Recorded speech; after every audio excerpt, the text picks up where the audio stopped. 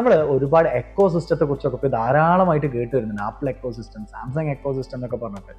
ഇത് മറ്റൊന്നുമല്ല, ഇവരുടെ തന്നെ മറ്റ് ഡിവൈസുകളുമായിട്ടുള്ള അവരുടെ ഡിവൈസുകളുടെ കണക്ടിവിറ്റി. അങ്ങനെ പറയുകയാണെങ്കിൽ ഇപ്പോൾ ആപ്പിളിനെ സംബന്ധിച്ചിടത്തോളം ഐഫോൺ ഉണ്ട്, വാച്ച് ഉണ്ട്, ടാബ്ലറ്റ് ഉണ്ട്, കമ്പ്യൂട്ടർ ഉണ്ട്.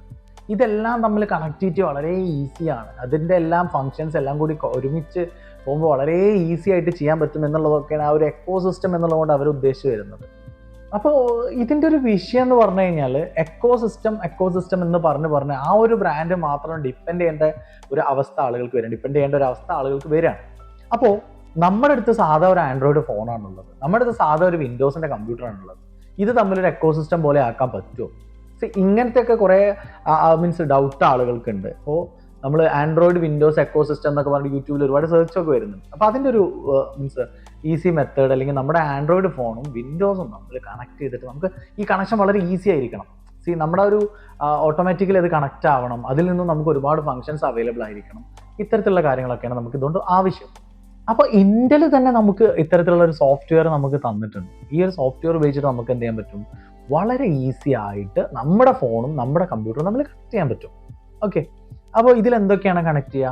ഇതിൽ നമ്മുടെ ഫോൺ കണക്ട് ചെയ്യാൻ പറ്റും. അതായത് നമ്മുടെ കോള് എടുക്കുന്നതും ചെയ്യുന്നതൊക്കെ നമുക്കത് ഉപയോഗിച്ച് ചെയ്യാൻ പറ്റും. അതുപോലെ തന്നെ മെസ്സേജസ് കാണാൻ പറ്റും, നമ്മുടെ ഗാലറി ഓപ്പൺ ചെയ്യാൻ പറ്റും. അങ്ങനെ ഒത്തിരി ഫീച്ചേഴ്സ് നമ്മുടെ ഫോണും നമ്മുടെ കമ്പ്യൂട്ടറും നമ്മൾ ഈസി ആയിട്ട് അങ്ങോട്ട് കണക്ട് ആയിക്കോളും. നമ്മൾ ഫയൽ ട്രാൻസ്ഫറിനൊക്കെ നമ്മൾ കേബിൾ കുത്തി കണക്ട് ചെയ്യേണ്ട കാര്യമില്ല. ഇത് ഉപയോഗിച്ച് നമുക്ക് വയർലെസ് ആയിട്ട് ഇപ്പോൾ കമ്പ്യൂട്ടറിൽ നിന്ന് ഒരു മൂവി നമുക്ക് എന്ത് ചെയ്യണം, അല്ലെങ്കിൽ ഒരു വീഡിയോ ഫയൽ എന്ത് ചെയ്യണം, നമ്മുടെ ഫോണിലേക്ക് കോപ്പി ചെയ്യണം. വളരെ ഈസി ആയിട്ട് നമുക്ക് ചെയ്യാൻ പറ്റും. ജസ്റ്റ് എന്താ ചെയ്യുന്നത്, ആ ഫയൽ ഇതിലേക്ക് സെൻഡ് ചെയ്യുന്നൊരു ഓപ്ഷൻ ഉണ്ട്.